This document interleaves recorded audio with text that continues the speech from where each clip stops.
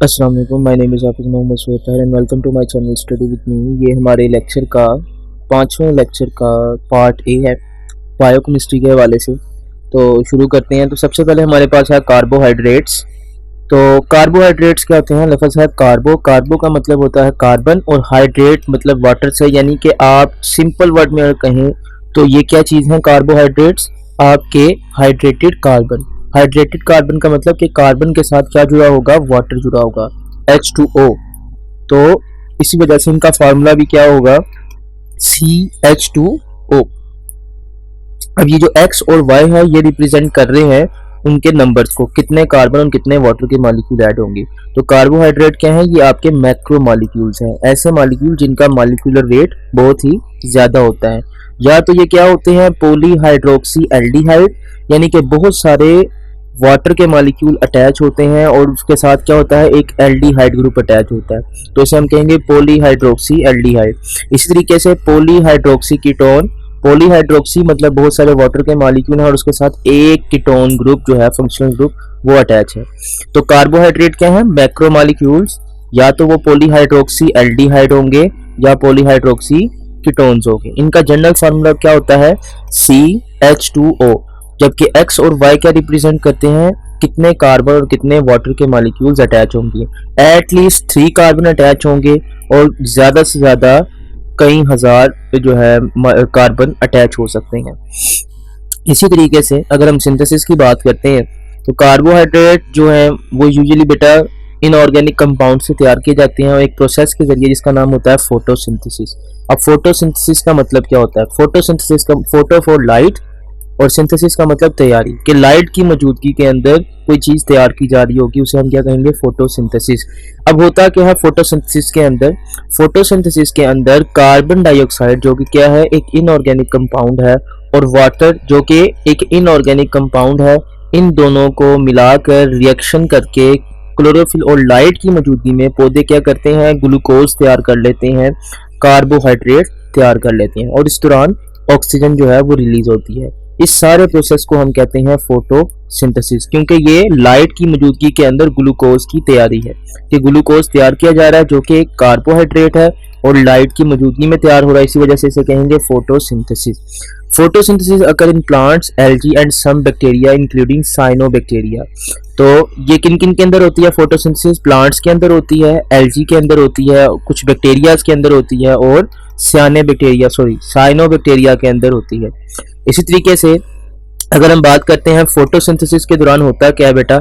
अभी ये रिएक्शन है, बिल्कुल इस रिएक्शन को ऊपर जो है ना वर्ड्स के अंदर लिखा होगा कि कार्बन डाइऑक्साइड वाटर के साथ लाइट और क्लोरोफिल ए की प्रेजेंस में, फोटोसिंथेटिक पिगमेंट्स की प्रेजेंस में बेटा क्या करती है? ग्लूकोज में कन्वर्ट कर देती है, और ऑक्सीजन इस दौरान क्या निकलती है? बाय प्रोडक्ट के तौर पर निकलती है। तो कार्बोहाइड्रेट बेटा क्या होते हैं? एक बायोकेमिकल प्रोसेस के जरिए तैयार किए जाते हैं जिसे हम फोटोसिंथेसिस या ज़ियाई तालीफ कहते हैं। इस दौरान बेटा क्या होता है? बहुत सारे पौधे, एल्गी और बैक्टीरिया या साइनोबैक्टीरिया इस चीज़ को यूज करते हैं। कार्बोहाइड्रेट बनाने के लिए कार्बन डाइऑक्साइड और वाटर का यूज किया जाता है, किसकी मौजूदगी में? क्लोरोफिल और लाइट की मौजूदगी में, और कार्बोहाइड्रेट यानी ग्लूकोज तैयार कर लिया जाता है। और जो बायो प्रोडक्ट है, जो अजाफी एक प्रोडक्ट बनता है, उसे हम कहते हैं ऑक्सीजन, जो कि माहौल में खारिज हो जाती है। इसी वजह से पौधे ऑक्सीजन को माहौल में सुबह के वक्त खारिज कर रहे होते हैं। फोटोसिंथेसिस बेटा ज्यादातर लाइट की मौजूदगी में होती है, इसी वजह से ज्यादातर ये सुबह के वक्त होती है, रात के वक्त फोटोसिंथेसिस बहुत कम होती है। अब क्लासिफिकेशन है कार्बोहाइड्रेट्स की। कार्बोहाइड्रेट्स को किस तरह क्लासिफाई किया गया है? सिंपल वर्ड से अगर हम बात करते हैं तो बेटा ये होंगे मोनोसैकराइड, ओलिगोसैकराइड या फिर पॉलीसैकराइड। मोनोसैकराइड, मोनो फॉर एक, सैकराइड ऐसे शुगर जिसके अंदर सिर्फ एक फंक्शनल ग्रुप होगा। हमने पीछे वाले चैप्टर्स के अंदर पढ़ा था कि फंक्शनल ग्रुप क्या होता है। तो मोनोसैकराइड क्या है? मोनोसैकराइड, सैकराइड लफ्ज सैकरोन से है बेटा, याद रखें। सैकरोन का मतलब होता है शुगर, मोनोसैकराइड मतलब कि ऐसी शुगर जिसके अंदर एक फंक्शनल ग्रुप होगा। इसी तरीके से आगे आप देखेंगे ओलिगोसैकराइड। ओलिगो वर्ड मोस्टली यूज किया जाता है 2 से 9 के लिए या फिर 2 से 10 के लिए मोस्टली जो है वो यूज किया जाता है। तो सैकराइड मतलब शुगर, सैकरोन से है। ओलिगोसैकराइड के ऐसी शुगर जिसके अंदर 2 से 9 जो है फंक्शनल ग्रुप मौजूद होंगे। इसी तरीके से पोली लफ्ज यूज करते हैं बहुत सारी चीजों के लिए, पोली यानी मैनी। सैकराइड सैकरोन से है, तो पॉलीसैकराइड ऐसी शुगर जिसके अंदर बहुत सारे फंक्शनल ग्रुप मौजूद होंगे, यानी 9 से ज्यादा होंगे, 2 से 9 अगर होंगे तो ओलिगोसैकराइड, अगर इससे ज्यादा होंगे तो पॉलीसैकराइड। तो शुरू करते हैं मोनोसैकराइड। मोनोसैकराइड की अगर हम बात करते हैं तो बेटा सबसे पहले इनकी प्रॉपर्टीज हैं कि ये जो है ये सिंपलेस्ट कार्बोहाइड्रेट है, सिंपलेस्ट कार्बोहाइड्रेट की फॉर्म है जिनके अंदर सिर्फ एक फंक्शनल ग्रुप होता है। They carbohydrate contain only one functional group. इनका बेटा इनके पास क्या होता है, सिर्फ और सिर्फ एक ही फंक्शनल ग्रुप प्रेजेंट होता है इनके अंदर, और ये आसानी से वाटर के अंदर सोलेबल होते हैं, जिस तरह के ग्लूकोज, फ्रुक्टोज, राइबोज, ये सारे के सारे जो है बेटा मोनोसैकराइड है, और ये पानी में आसानी से हल हो जाते हैं। आपने अगर कभी एनर्जी जेल पिया हो तो उसके अंदर भी बेटा मोस्टली क्या होता है, ग्लूकोज और फ्रुक्टोज मौजूद होता है। इन्हें मजीद हाइड्रोलाइज का मतलब होता है बेटा कि वाटर की मौजूदगी में किसी चीज को तोड़ना, तो इन्हें मजीद तोड़ा नहीं जा सकता क्योंकि इनके पास सिर्फ और सिर्फ क्या है, एक फंक्शनल ग्रुप है, तो मजीद आप इन्हें नहीं तोड़ सकते। ठीक हो गया। They are very sweet in taste, ये बहुत सी जायके में मीठे होते हैं, जिस तरह ग्लूकोज मीठा होता है, फ्रुक्टोज मीठा होता है, राइबोज मीठा होता है, अगर उन्होंने जेल खाया हो तो वो भी मीठा होता है उसके अंदर, क्योंकि यही क्वांटिटीज प्रेजेंट होती हैं। ये सारे के सारे बेटा क्या हो सकते हैं, जिसे हमने ऊपर पढ़ा था, पॉलीहाइड्रोक्सी एल्डिहाइड होंगे या पॉलीहाइड्रोक्सी कीटोन होंगे, यानी कि एक फंक्शनल ग्रुप इनका एल्डिहाइड होगा या तो कीटोन होगा, और उसके साथ बहुत सारे वाटर के मॉलिक्यूल्स अटैच होंगे, और ये सारे के सारे बेटा क्या होते हैं, रिड्यूसिंग शुगर होते हैं। ये इंशाल्लाह आगे जाके देखेंगे रिड्यूसिंग शुगर किसे कहते हैं।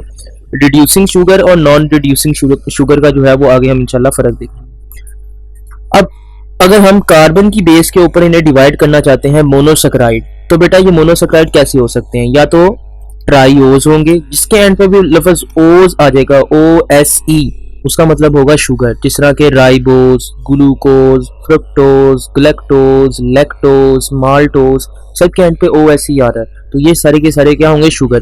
ट्राइफोर 3, ट्राइओज का मतलब ऐसी शुगर जिसके अंदर 3 कार्बन होंगे। टेट्रोज का मतलब, टेट्रा मतलब 4, टेट्रोज मतलब ऐसी शुगर जिसमें 4 कार्बन होंगे। इस तरीके से बेटा पेंटोज 5 कार्बन वाली, हेक्सोज 6 कार्बन वाली, हेप्टोज 7 कार्बन वाली। तो देखते हैं triose, they are the carbohydrate जो कि एल्डोज हो सकती हैं या कीटोज हो सकते हैं। एल्डोज बेटा ऐसी शुगर को कहते हैं जिसके अंदर एल्डिहाइड फंक्शनल ग्रुप होता है, और ओज आपका रिप्रेजेंट करता है शुगर को। इस तरीके से कीटो ग्रुप जिसमें होगा वो कीटोज होंगी। ठीक है, तो ट्राइओज या तो एल्डिहाइड होंगे या कीटोन वाले ग्रुप वाले होंगे, लेकिन उनके अंदर कार्बन की तादाद कितनी होगी, 3 होगी। इसी तरीके से टेट्रोज 4 कार्बन वाले होंगे, 4 कार्बन वाले, और एल्डोज होंगे या कीटोज होंगे। एल्डोज का मतलब ऐसे शुगर जिसमें एल्डिहाइड होगा, और कीटोज मतलब ऐसी शुगर जिसके अंदर कीटोन ग्रुप प्रेजेंट होगा। इसी तरीके से पेंटोजिस होंगे। पेंटोजिस बेटा कौन से होंगे, ऐसे कार्बोहाइड्रेट जिनके अंदर 5 कार्बन होंगे उनके स्ट्रक्चर के अंदर, और ये मोस्ट कॉमन होते हैं बेटा नेचर के अंदर, और ये तकरीबन तमाम तरह के प्लांट्स और एनिमल्स के अंदर पाए जाते हैं। ये बिल्डिंग ब्लॉक होते हैं किसके, DNA के, RNA के, डिफरेंट किस्म के जो है मैसेंजर RNA के, ट्रांसफर RNA के, ये बिल्डिंग ब्लॉक होते हैं। इसी तरीके से न्यूक्लियोटाइड ATP, इसी तरीके से GTP, बहुत सारी न्यूक्लियोटाइड प्रेजेंट होती हैं, उनके भी पार्ट होते हैं ये पेंटोज। पेंटोज का अगर हम सिंपल स्ट्रक्चर देखें तो बेटा उनके अंदर 5 कार्बन होंगे, जिस तरह अब ये आपको नजर आ रहे हैं 1 2 3 4 5 6। आप इसमें से एक कार्बन को हटाकर इसकी जगह पे सिर्फ H लगा देंगे, ये सारे का सारा जो ग्रुप है इसको अगर आप हटाकर H लगा देंगे तो ये एक राइबोज बन जाएगी, जो कि पेंटोज शुगर है, 5 कार्बन वाली शुगर होगी। हेक्सोज भी बहुत कॉमन होते हैं नेचर के अंदर, क्योंकि इनके अंदर कितने कार्बन होते हैं, 6 कार्बन होते हैं। इनके अंदर मोस्ट कॉमन जो फॉर्म है हेक्सोज की वो एक है ग्लूकोज और एक है फ्रुक्टोज। ग्लूकोज एल्डिहाइड ग्रुप वाला होता है, ये देखें यहाँ पर लिखा होगा OCH, और ये देखें यहाँ पर है ये ketone group C double bond O, दोनों तरफ कार्बन, ये एक कीटोन ग्रुप है और ये वाला एक एल्डिहाइड ग्रुप है। तो ग्लूकोज एक एल्डोज शुगर होती है जबकि फ्रुक्टोज एक कीटोज शुगर होती है। अब इसका स्ट्रक्चर कैसे बनाते हैं, 6 कार्बन के बाद एक एल्डिहाइड ग्रुप पहले कार्बन पर, डबल बॉन्ड O और साथ में H, और सारी तरफ यहाँ पे आपने क्या लगा देना है, OH लगा देना है, और इस तरफ क्या लगा देना है, H लगा देना है। लेकिन कार्बन नंबर 3 पर आपने इस चीज को उल्टा कर देना है, यानी OH आपने दूसरी तरफ लिख देना है और H इस तरफ लिख देना है। बिल्कुल इसी तरीके से इसके अंदर भी ऐसे ही होगा, पहले 6 कार्बन 6 कार्बन के बाद आपने क्या करना है, यहाँ पर एक हाइड्रोजन मिसिंग है, यहाँ पे एक हाइड्रोजन मजीद लगेगा कार्बन के ऊपर, जिससे इस कार्बन की वैलेंसी पूरी हो जाएगी। तो कार्बन के आगे डबल बॉन्ड, दूसरे कार्बन पर डबल बॉन्ड जो कि एक कीटोन ग्रुप था, ऊपर यहाँ पर H होगा, इस वाली जगह पर इसके ऊपर भी H होगा, यहाँ पर OH होगा, इस सारी तरफ क्या होंगे बेटा, OH होंगे, और तीसरे कार्बन पे इन्वर्ट होगा। ये देखें, अगर हमने इनको ऑपोजिट भी लिखना है तो ऐसे लिखना है, सारे के सारे OH इस तरफ होंगे, लेकिन तीसरे कार्बन पे चेंज आएगा। ये याद रखें, एक तरफ ही आपने सबके OH बनाने हैं, लेकिन तीसरे कार्बन पे क्या करना है, उन्हें इन्वर्ट कर देना है, उन्हें घुमा देना है कि OH आपने एक तरफ ले जाना है और H आपने दूसरी तरफ ले जाना है। ठीक हो गया। इसके बाद आ जाते हैं, the monosaccharide is most stable in aqueous media. Monosaccharide हमेशा एक्वस मीडिया के अंदर, वाटर के अंदर बहुत ही ज्यादा स्टेबल होते हैं, क्योंकि वो क्या बना देते हैं, रिंग बना देते हैं।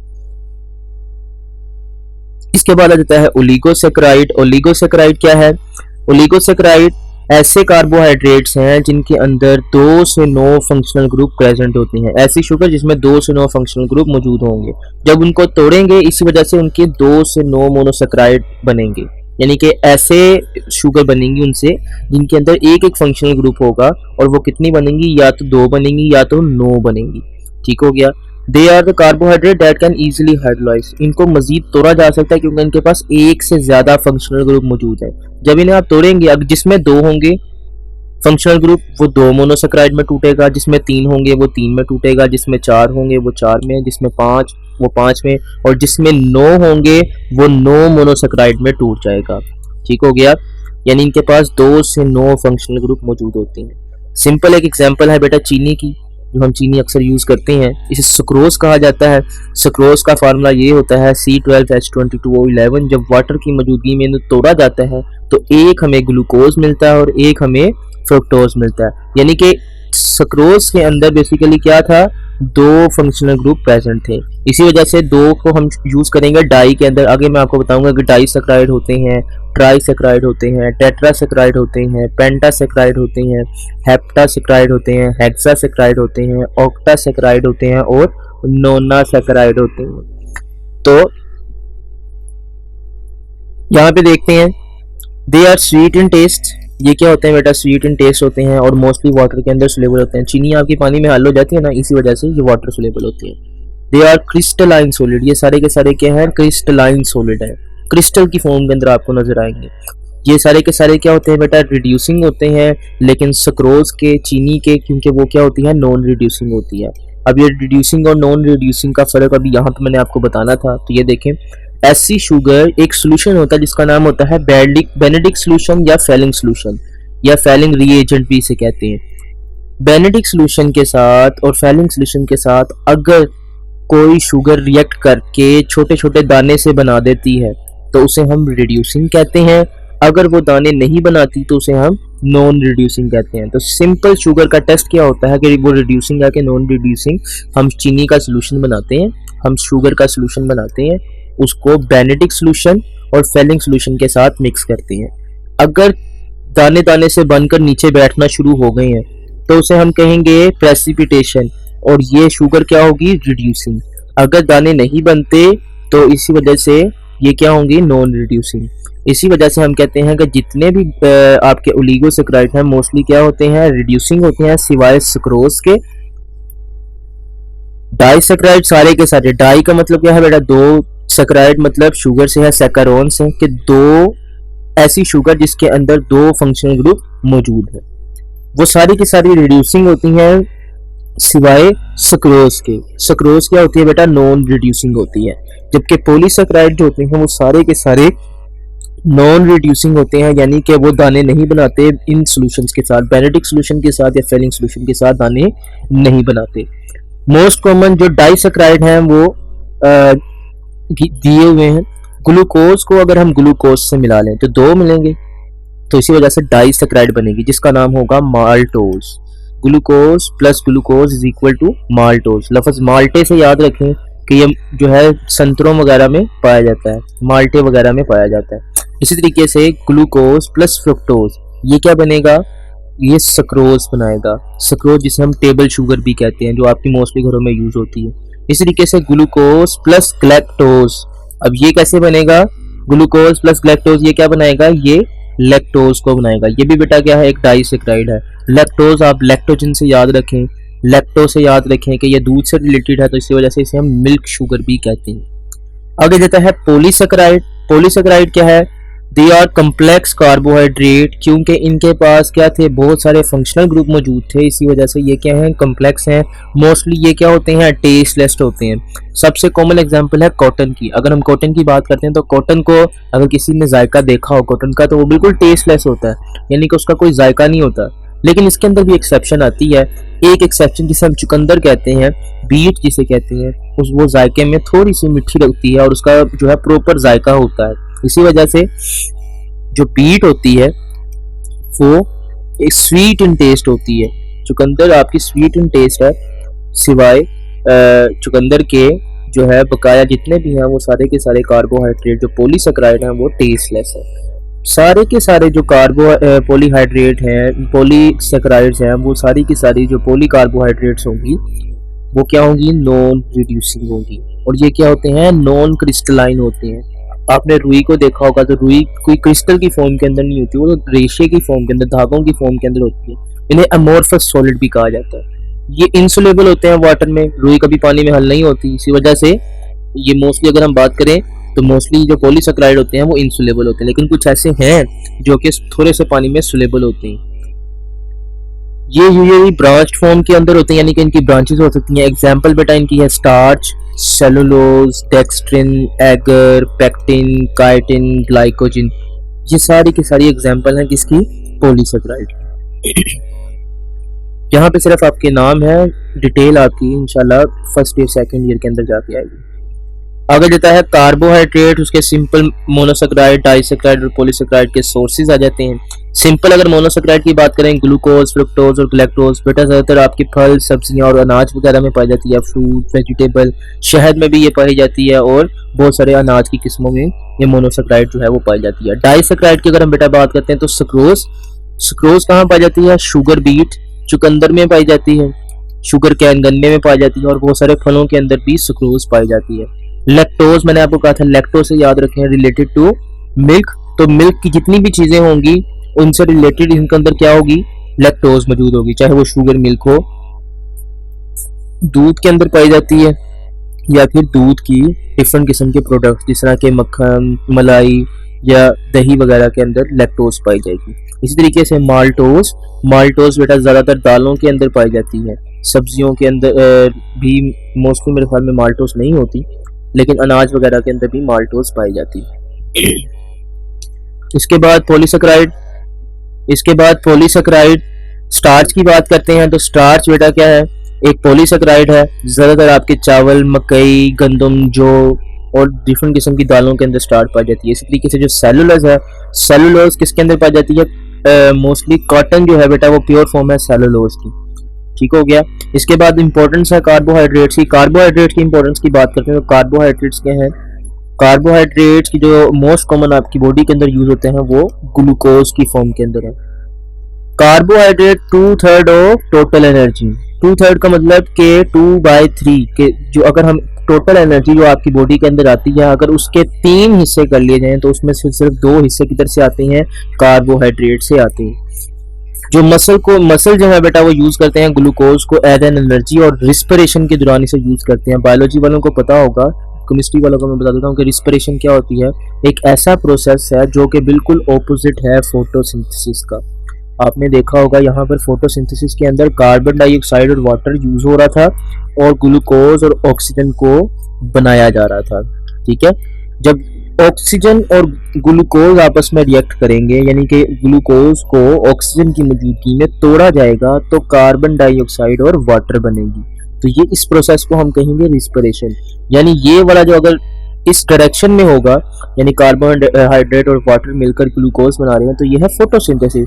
लेकिन अगर ऑक्सीजन की मौजूदगी में ग्लूकोज को तोड़ा जा रहा होगा इनके अंदर तो इसे हम क्या कहेंगे, रिस्पिरेशन। तो ये होती है सिंपल रिस्पिरेशन जिसे सेलुलर रिस्पिरेशन भी कहा जाता है। इसके अलावा जो सेल होते हैं वो भी क्योंकि रिस्पिरेशन के दौरान बेटा एक चीज़ बनती है जो एनर्जी होती है, सेल की एनर्जी करेंसी जो कि एटीपी है। जिस तरह हमारे यहाँ पैसे चलते हैं, रुपए चलते हैं, बिल्कुल इस तरीके से ग्लूकोज के जो है के जरिए एटीपी तैयार किया जाता है और सेल के अंदर ये चीज चलती है। जिस तरह हमारे यहाँ कायदे आज़म चलता है, सेल के यहाँ एटीपी चलता है। इन ब्रेन, अगर ब्रेन की बात करते हैं तो लिपिड्स जो है वो हमेशा कार्बोहाइड्रेट के अंदर कन्वर्ट कर दिए जाते हैं ताकि उनसे क्या ली जा सके, एनर्जी ली जा सके। इस तरीके से बहुत से जो शुगर लेवल है उसको भी हमारी बॉडी के अंदर क्या किया जाता है, मेंटेन किया जाता है। अगर लो शुगर लेवल हमारी बॉडी के अंदर हो तो उसे हम कहते हैं हाइपोग्लाइसीमिया। ग्लाइसीमिया मतलब ग्लूकोज, हाइपो मतलब कम लेवल। अगर वो ज्यादा हो जाएगा तो उसे हम कहेंगे हाइपर। हाइपर का मतलब होता है ज्यादा हो जाना। ग्लाइसीमिया ग्लूकोज लेवल ज्यादा हो जाएगा। ये ज्यादातर जो कार्बोहाइड्रेट है किस जगह पे यूज होते हैं, डाइटरी फाइबर्स बनाने के लिए भी यूज होती हैं। इसी तरीके से डाइटरी फाइबर बेटा बाउल की मूवमेंट के अंदर, हमारी बॉडी के अंदर जो फीसिस होती हैं उनकी मूवमेंट के लिए बहुत ज्यादा इंपॉर्टेंट होता है। फाइबर्स जो कि कार्बोहाइड्रेट के जरिए बनते हैं ये कोलेस्ट्रॉल लेवल को भी मेंटेन रखती हैं। इसके अलावा जो ये फाइबर्स हैं बेटा जो कार्बोहाइड्रेट की मदद से तैयार किए गए हैं ये हमारे ब्लड प्रेशर को भी कंट्रोल करती हैं। कार्बोहाइड्रेट हमारे मसल को क्रैम्प से बचाता है, जो बेसिकली जिसे हम कहते हैं क्रल का पड़ना, ये कार्बोहाइड्रेट्स की कमी की वजह से होता है। They are also use as food for intestinal bacteria. हमारी बॉडी के अंदर भी बहुत सारे ऐसे बैक्टीरिया, ऐसे जरासीम वगैरह रहते हैं जो हमारी फूड को तोड़ने में मदद देती हैं। ये उनके लिए फूड के तौर पर इस्तेमाल होता है। ये बैक्टीरिया बदले में क्या करते हैं, हेल्प करते हैं डाइजेशन के अंदर। Carbohydrate as a source of energy की अगर हम बात करते हैं तो simple 1 gram carbohydrate 17 kilo joule energy release कर सकता है। सिर्फ 1 ग्राम, ये इतनी ज्यादा एनर्जी है। 17 किलो जूल एनर्जी 1 ग्राम क्या कर सकता है, इजीली रिलीज कर सकता है, जो कि हमारी जो एनर्जी है वो डेली प्रोसेसेस के अंदर यूज हो रही होती है। अब ये एनर्जी मोस्टली कहाँ से हासिल होती है बेटा, ये फूड से हासिल होती है, क्योंकि उसके अंदर जो ग्लूकोज होता है जब उसे तोड़ा जाता है तो उससे क्या निकलती है, एनर्जी। वो एनर्जी यूज होती है और ये जो है एब्जॉर्ब होता है ग्लूकोज कहाँ पर, हमारी ब्लड के अंदर। डाइजेशन के जो है डाइजेस्टिव सिस्टम के पार्ट से एक कैविटी होती है जिसे हम क्या कहते हैं, इलियम। अब बेसिकली इलियम क्या है, मेरे ख्याल में स्मॉल इंटेस्टाइन का पार्ट है। स्मॉल इंटेस्टाइन का जो है वो पार्ट है जहां से एब्जॉर्प्शन होती है ग्लूकोज की डायरेक्ट इनटू ब्लड। जब एक्सेस ग्लूकोज हो जाएगा आपकी बॉडी के अंदर तो वो स्टोर कर लेगा लिवर, ग्लाइकोजन के अंदर कन्वर्ट करके उसे रख लेगा, जो कि क्या था, एक पॉलीसेकेराइड था। आप अगर यहाँ पे देखेंगे तो हमने पढ़ा था कि ग्लाइकोजन क्या है, एक पॉलीसेकेराइड है। ग्लाइकोजन एक पॉलीसेकेराइड है। तो जब ज्यादा ग्लूकोज हो जाएगा, ग्लूकोज को किसमें कन्वर्ट कर दिया जाएगा, ग्लाइकोजन में कन्वर्ट कर दिया जाएगा। जब ग्लाइकोजन के अंदर वो कन्वर्ट हो जाएगा तो उसे इजीली क्या कर लिया जाएगा, स्टोर कर लिया जाएगा। लेकिन अगर बहुत सारा ग्लूकोज आपकी बॉडी के अंदर इकट्ठा हो गया तो उसे मजीद ग्लाइकोजन में कन्वर्ट नहीं किया जाता, वो बल्कि फैट में कन्वर्ट हो जाता है, चर्बी में कन्वर्ट हो जाता है, जो कि बेटा ओबेसिटी का, मोटापे की वजह बनता है। अगर जाता है use of dextrose. Dextrose basically glucose की ही फॉर्म है। अगर ग्लूकोज को हम क्या करते हैं, क्रिस्टलाइज कर लेते हैं, उनके क्रिस्टल बना लेते हैं, तो इसे हम क्या कहेंगे, डेक्सट्रोज। अब डेक्सट्रोज बेटा सिंपल शुगर है जो कि इजीली आपको एनर्जी प्रोवाइड कर सकता है। इसके लिए हम मोस्टली जो है 5% वेट बाय वॉल्यूम का सोल्यूशन यूज करते हैं। 5% वेट बाय वॉल्यूम का मतलब है कि 100 जो है सेंटीमीटर क्यूब के अंदर 5 ग्राम ग्लूकोज के या डेक्सट्रोज के ऐड किए होंगे। और ये फ्लूइड रिप्लेसमेंट थेरेपी के लिए यूज होता है। फ्लूइड रिप्लेसमेंट थेरेपी का मतलब क्या है, आपने अक्सर देखा होगा ना, ड्रिप जिसे लगना कहते हैं, ये उस चीज़ के लिए यूज होता है। अगर बॉडी में नमकियात की या किसी और चीज़ की कमी हो जाए या फ्लूइड की कमी हो जाए तो फ्लूइड को रिप्लेस करने के लिए इसको लगाया जाता है। इसके लिए मोस्ट कॉमन हम वर्ड यूज करते हैं कि जो ड्रिप लग गई, और ड्रिप के अंदर बेसिकली क्या यूज होता है, डेक्सट्रोज। मोस्ट कॉमन जो ड्रिप होती हैं वो होती हैं नॉर्मल सलाइन की, जिसके अंदर साल्ट ज़्यादा होती हैं, और एक होती है रिंगर की, रिंगर लैक्टेट। वो रिंगर लैक्टेट के अंदर ये जो है ग्लूकोज का, ये शुगर का कंटेंट यूज किया जाता है। इसी तरीके से एक डेक्सट्रोज का भी होती है एक ड्रिप, जिसके अंदर 5% वेट बाय वॉल्यूम का जो है वो एज अ ड्रिप यूज की जाती है। It provide 170 calorie, 170 calorie energy provide करता है। ड्रिप सिस्टम क्या है, ये एक ऐसा सिस्टम है जो दवाई वगैरह देने के लिए इस्तेमाल होता है डायरेक्टली थ्रू वेन्स। वेन्स के जरिए हम क्या करते हैं, एक छोटी सी पिन के जरिए ड्रिप की जो जितना भी क्वांटिटी होती है, जो मेडिकेशन होती है, वो सारी की सारी वेन्स के अंदर डायरेक्टली ब्लड के अंदर एंटर करवा देते हैं, जिससे क्या होती है, बायोअवेलेबिलिटी ड्रग की बढ़ जाती है। यानी पहले वो मैदे में जाएगी, टूटेगी, फिर ब्लड में पहुंचेगी, फिर काम करेगी। हम ड्रग क्या करते हैं, ब्लड में ही एंटर करवा देते हैं, जिससे क्या होता है, उसकी फंक्शनैलिटी बढ़ जाती है।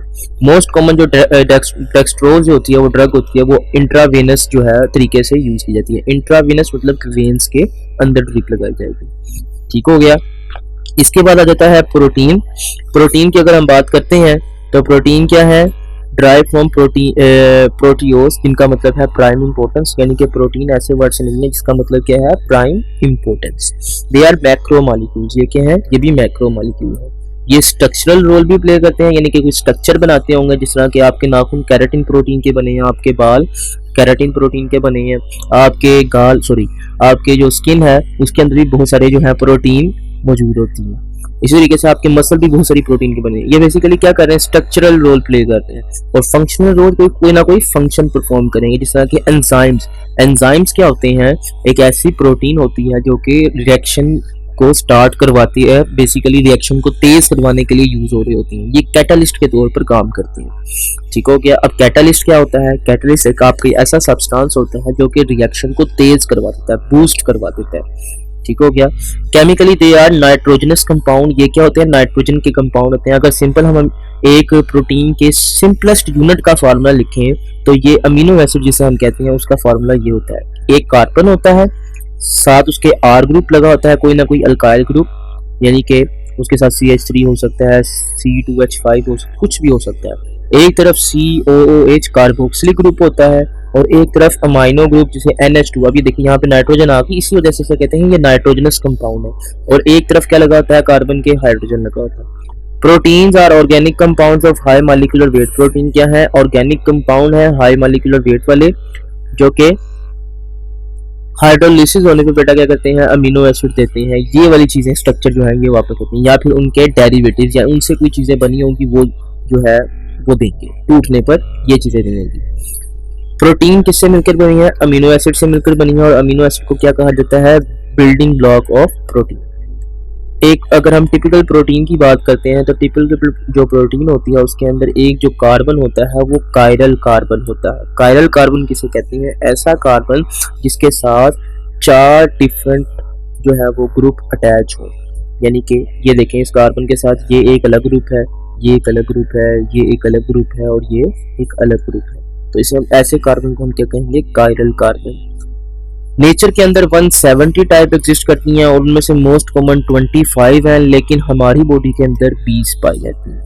अब जितनी भी तरह की प्रोटीन है वो सारी की सारी इन 20 तरह के अमीनो एसिड से मिलकर बनी है। अगर हम क्लासिफिकेशन सिंपल देखते हैं तो 2 तरह की मेन क्लासिफिकेशन आ जाती हैं। सिंपल क्लासिफिकेशन क्या है, जो अमीनो एसिड है वो तो या होंगे असेंशियल अमीनो एसिड या फिर क्या होंगे, नॉन असेंशियल अमीनो एसिड। 20 में से 10 जो है वो असेंशियल है। असेंशियल मतलब बहुत ज़रूरी है, क्योंकि हमारी बॉडी उन्हें तैयार नहीं कर सकती, इसी वजह से उन्हें फूड के ज़रिए हासिल करना पड़ता है। इसी वजह से इन्हें हम क्या कहेंगे, असेंशियल अमीनो एसिड। जबकि नॉन असेंशियल अमीनो एसिड ऐसे अमीनो एसिड होंगे जिसके अंदर जो कि हमारी बॉडी खुद तैयार करती है और उसे बाहर से लेने की ज़रूरत नहीं है। इसी वजह से 20 में से 10 जो होंगे वो नॉन असेंशियल अमीनो एसिड होंगे। अगर हम बेस्ड ऑन पेप्टाइड बॉन्ड की बात करते हैं तो पेप्टाइड बॉन्ड के हिसाब से अगर एक पेप्टाइड बॉन्ड होगा तो उसे हम क्या कहेंगे, डाइपेप्टाइड। 2 पेप्टाइड बॉन्ड होंगे, ट्राइपेप्टाइड। इसी तरीके से अगर 3 पेप्टाइड बॉन्ड होंगे तो उसे टेट्रापेप्टाइड। अब बेसिकली ये कैसे चल रहा है, डाई मतलब 2, यानी 2 अमीनो एसिड जुड़कर पेप्टाइड बॉन्ड के जरिए जुड़कर बना रहे हैं एक स्ट्रक्चर, जिसे हम क्या कह रहे हैं, डाइपेप्टाइड। ट्राइपेप्टाइड का मतलब क्या होगा, 3 अमीनो एसिड जुड़कर पेप्टाइड बॉन्ड के जरिए आपस में जो है वो ट्राइपेप्टाइड बना रहे हैं। इस तरीके से पोली पर बहुत सारे मैनी पेप्टाइड, यानी कि उसके अंदर बहुत सारे जो है अमीनो एसिड जुड़कर स्ट्रक्चर बना रहे होंगे। तो देखें सिंपल है, दे कंटेन 2 अमीनो एसिड सब यूनिट। ये क्या रखते हैं बेटा, 2 अमीनो एसिड सब यूनिट्स रखते हैं। मिसाल के तौर पर बेटा ग्लाइसाइल एलानिन, और लफ्ज़ क्या है, ग्लाइसाइल एलानिन। ग्लाइसिन एक अमीनो एसिड है और एलानिन एक अमीनो एसिड है। जब ये दोनों आपस में मिलेंगे तो क्या बनेगा, ग्लाइसाइल एलानिन। ये क्या होगा, एक डाइपेप्टाइड, क्योंकि इसके अंदर 2 अमीनो एसिड है। और पेप्टाइड बॉन्ड कितने होंगे, 1। 2 के दरमियान 1 लिंक होगा। ठीक हो गया। इसी तरीके से ट्राइपेप्टाइड क्या होगा, ऐसे जो है स्ट्रक्चर होगा जिसके अंदर 3 अमीनो एसिड होंगे और 2 सब जो है उनके पेप्टाइड बॉन्ड्स होंगे, जिस तरह के ग्लाइसाइल, ग्लाइसाइल, ग्लाइसिन। अब ये क्या बता रहा है कि ग्लाइसिन थी, वो पहले ग्लाइसिन से जुड़ी, फिर आगे एक और ग्लाइसिन से जुड़ी, जिसने क्या बना दिया, एक ट्राइपेप्टाइड बना दिया। अब जो पॉलीपेप्टाइड है, पॉलीपेप्टाइड क्या होंगे, वो ऐसे अमीनो एसिड होंगे जिनके अंदर बहुत सारे ऐसे स्ट्रक्चर होगा जिसके अंदर बहुत सारे अमीनो एसिड मौजूद होंगे। पेप्टाइड बॉन्ड अब होता क्या है, the linkage between the hydroxyl group और carboxyl and the hydrogen of ammonia group, amino group. तो जो अमीनो एसिड है वो क्या करता है, वाटर को रिलीज करता है और एक कार्बन और नाइट्रोजन का आपस में बॉन्ड बन जाता है, जिसे हम क्या कहते हैं, पेप्टाइड बॉन्ड। अगर स्ट्रक्चर पे देखें तो ये देखें, यहाँ पर था हमारे पास COOH, यहाँ से OH और यहाँ पे देखें NH2, तो 2 है, हाइड्रोजन 2 है, इसी वजह से इनमें से एक हाइड्रोजन और OH निकल कर क्या बना देंगे, वाटर बना देंगे। जब ये वाटर बन गया तो क्या होगा, कार्बन का नाइट्रोजन से बॉन्ड बन जाएगा। देखें कार्बन और O वैसे ही है, बस OH बाहर निकल गया, और नाइट्रोजन का H वैसे ही है, एक हाइड्रोजन OH के साथ बाहर निकल गया था, तो वाटर बन गया था। अब ये जो स्ट्रक्चर बनी है हमारे पास, इसे हम क्या कहेंगे, पेप्टाइड बॉन्ड। तो पेप्टाइड बॉन्ड कैसे बनता है, एक अमीनो एसिड के कार्बोक्सिलिक ग्रुप से और दूसरे अमीनो एसिड के अमाइनो ग्रुप के रिएक्शन से जब वाटर रिलीज होता है तो उससे क्या बनता है, पेप्टाइड बॉन्ड। और जो लिंक बनता है वो किसके दरमियान होता है, कार्बन और नाइट्रोजन के दरमियान, इसे क्या कहते हैं, पेप्टाइड बॉन्ड। इसी तरीके से अगर हम सोर्सेज की बात करते हैं, सोर्सेज ऑफ प्रोटीन क्या है, तो हमारी जो सेल होता है, उस सेल को अगर खुश्क कर लिया जाए, उसमें से सारा वाटर निकाल लिया जाए, तो 50% वो सिर्फ किसका बना हुआ है, प्रोटीन का बना हुआ है। एनिमल जो प्रोटीन होती है वो ज़्यादातर मीट, गोश्त वगैरह में, मटन वगैरह में, चिकन वगैरह में, मुर्गी के गोश्त में, फिशेस वगैरह में, अंडों के अंदर मोस्टली जो है ये प्रोटीन प्रेजेंट होती है। इसके अलावा बेटा एंजाइम जो हमारी लिविंग बॉडी के अंदर प्रेजेंट होते हैं वो भी किसके बने होते हैं, प्रोटीन के बने होते हैं। प्रोटीन हमारी ब्लड के अंदर भी पाई जाती है, जिस तरह की हीमोग्लोबिन होती है, एल्ब्यूमिन होती है, तो ये सारी की सारी डिफरेंट किस्म की प्रोटीन्स हैं। Protein also found in bones, protein बहुत सी जो है ना आपकी हड्डियों में भी पाई जाती है। मोस्ट कॉमन जो बोन्स होती हैं उनके अंदर जो मोस्ट कॉमन प्रोटीन होती है वो होती है gelatin protein, jelly like material की होती है, जो कि अक्सर आपकी जो है जेली बनाने में भी इस्तेमाल होती है। Plants also synthesise protein, plant भी प्रोटीन तैयार करते हैं। और इस तरीके से बेटा दालें और जो फलियाँ होती हैं वो भी क्या होती हैं, उनके अंदर भी प्रोटीन होती है। मोस्ट कॉमन जिस तरह के आपके मटर हो गए, इसी तरीके से डिफरेंट किस्म की दालें, चने की दाल होगी और डिफरेंट किस्म की मजीद डिफरेंट किस्म की दालें होंगी, वो क्या होंगी, प्रोटीन होगी। हाइड्स आर प्रोटीन, बेटा हाइड्स क्या है, वो प्रोटीन है जिस तरह के जिन्हें हम खालें कहते हैं। खाल भी किसकी बनी होती है, प्रोटीन की बनी होती है। इम्पोर्टेंस और यूज ऑफ प्रोटीन अगर हम बात करते हैं, इंपॉर्टेंस में सबसे पहले बेटा animal protein use as foods, animal की प्रोटीन को फूड के तौर पर इस्तेमाल किया जाता है। तो एनिमल प्रोटीन जो हमारे प्रोटोप्लाज्म के लिए भी जरूरी होती है। अब प्रोटोप्लाज्म क्या है, प्रोटोप्लाज्म आपका जो सेल है उसका जो न्यूक्लियस है और उसका जो साइटोप्लाज्म है उसको मिलाकर हम क्या कहते हैं, उसका प्रोटोप्लाज्म कहते हैं। यानी कि जो लिविंग कंटेंट है सेल का उसे हम क्या कहते हैं, प्रोटोप्लाज्म कहते हैं। इसी तरीके से मैंने आपको बताया था एंजाइम भी प्रोटीन के बने होते हैं, जो कि क्या होते हैं, बायो कैटलिस्ट होते हैं। कैटलिस्ट ऐसी चीज को कहते हैं जो कि रिएक्शन को तेज करवा देता है। बायो मतलब कि बायोकेमिकल रिएक्शन के लिए कैटलिस्ट होते हैं, और ये बहुत ही ज़्यादा क्या होते हैं, स्पेसिफिक होते हैं अपने काम के अंदर। बहुत सारे एंजाइम भी जो है वो जेनेटिक इंजीनियरिंग के अंदर यूज़ हो रहे हैं, जीन्स के ज़रिए चीज़ें तैयार करने के लिए यूज़ हो रही हैं, जैसे कि ब्लड कैंसर को ट्रीट करने के लिए यूज़ हो रहे हैं, तो वो भी एंजाइम भी क्या है, प्रोटीन है। इसी तरीके से जो खालें हैं वो लेदर वगैरह बनाने के लिए, चमड़ा बनाने के लिए और डिफरेंट किस्म के चमड़े की जो प्रोडक्ट्स होते हैं उनको बनाने के लिए यूज़ होती हैं, जिस तरह जूते वगैरह हो गए या इस तरह की कोई और चीज़ें होंगी, जैकेट्स वगैरह होंगी। अब ये जो सारा है ये सारी की सारी क्या होती हैं बेटा, प्रोटीन्स होती हैं। मैंने protein use for immunity like immunoglobulin, बहुत सारी जो प्रोटीन होती हैं वो इम्यूनिटी का काम करती हैं। मोस्ट कॉमन जो बेटा उसका हम कहते हैं एंटीबॉडीज जिन्हें हम कहते हैं वो है इम्यूनोग्लोबिन। इसी तरीके से जेलेटिन है, मैंने आपको बताया था कि बोन से हासिल होती है, जो कि जेली की प्रोडक्ट्स बेकरी के अंदर जो है वो यूज होती हैं।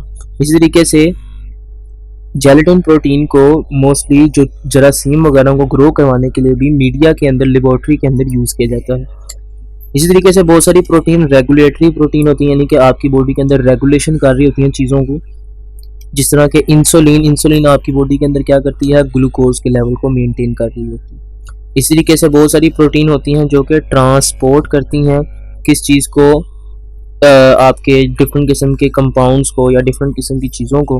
मोस्ट कॉमन इसके अंदर आ जाती है हीमोग्लोबिन। हीमोग्लोबिन क्या करती है, ऑक्सीजन को एक जगह से दूसरी जगह लेकर जाती है। और बहुत सारे जो प्लांट्स होते हैं, प्लांट्स की जो प्रोटीन है वो फूड के तौर पर इस्तेमाल होती हैं। तो ये था हमारा टॉपिक। इंशाल्लाह अगले वाले लेक्चर के पार्ट में हम लिपिड्स को देखेंगे और साथ में जो है विटामिन, आई थिंक है न्यूक्लिक एसिड एंड विटामिन, इसके बारे में इंशाल्लाह डिस्कस करेंगे। तब तक के लिए अल्लाह हाफिज़।